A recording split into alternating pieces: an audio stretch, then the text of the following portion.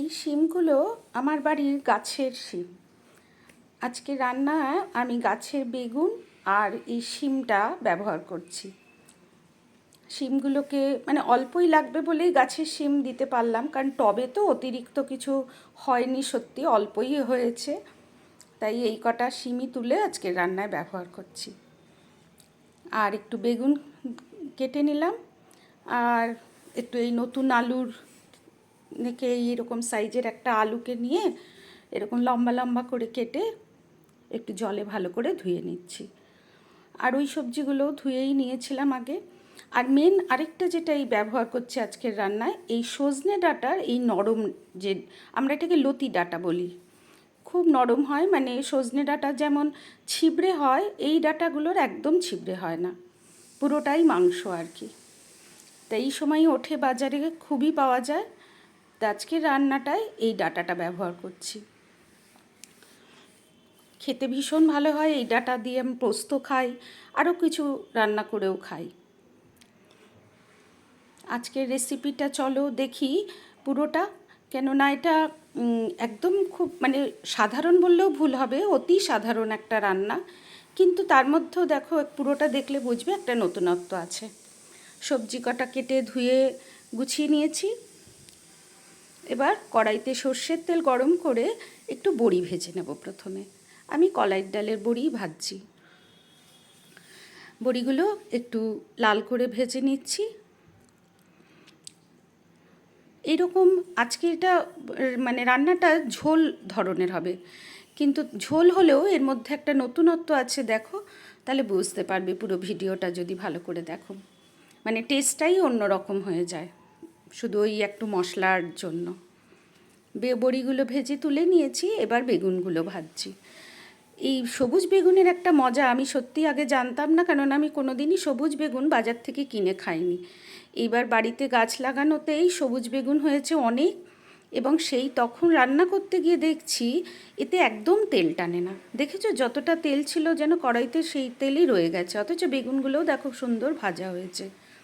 কিন্তু কালো বেগুন হলে এতক্ষণে মানে সব তেল বোধহয় চৌচো করে টেনে নিত। তাই আমার খুব ভালো লেগেছে এই সবুজ বেগুনটাকে। এবার হয়ে গেছে, তেল বেশি ছিল তাই আমি এক্সেস তেলটা তুলে রাখলাম।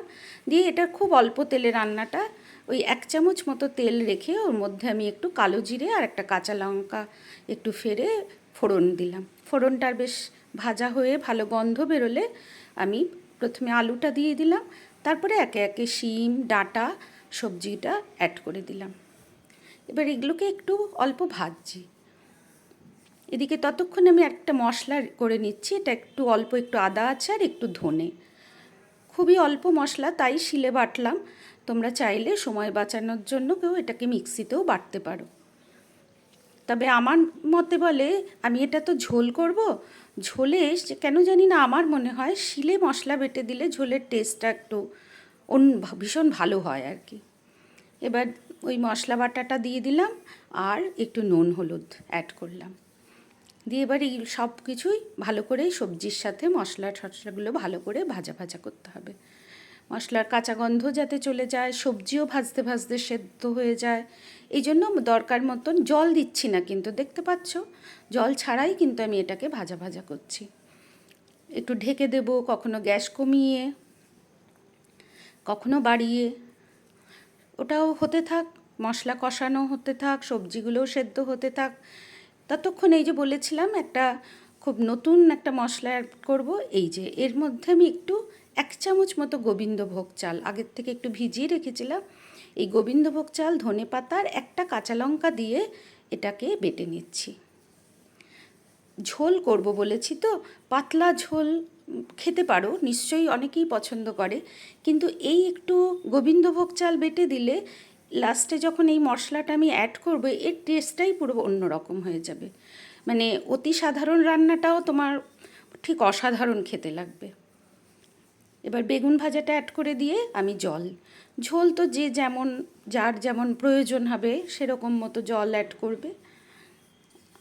আমি জল অ্যাড করে ওটাকে ঢেকে দিলাম, এটা ভালো করে ফুটে উঠুক। এবার নুনটা একটু টেস্ট করে দেখলো বাড়িতে আমার, তা একটু কম বললো, তাই একটু আবার নুন দিলাম। এবার বড়ি ভাজাটাও অ্যাড করে দিয়ে এই যে ধনেপাতা আর গোবিন্দভোগ চালের যে মিশ্রণটা রেডি করেছিলাম সেই পেস্টটাকে অ্যাড করে দিলাম। ঝোলটা ফুটে যাওয়ার পরে কিন্তু অ্যাড করলাম। দিয়ে এবার এই যে ঝোলটা ভালো মতন ফুটে গেছে, ব্যাস গ্যাসের ফ্লেম কম করে একদম বন্ধই করে দিলাম। ঝোলটা একটা হালকা একটা ঘনত্ব আসবে, একটা সাধারণ রান্না অসাধারণ টেস্ট হয়ে যাবে। সবজি পছন্দ মতন দিতে পারো।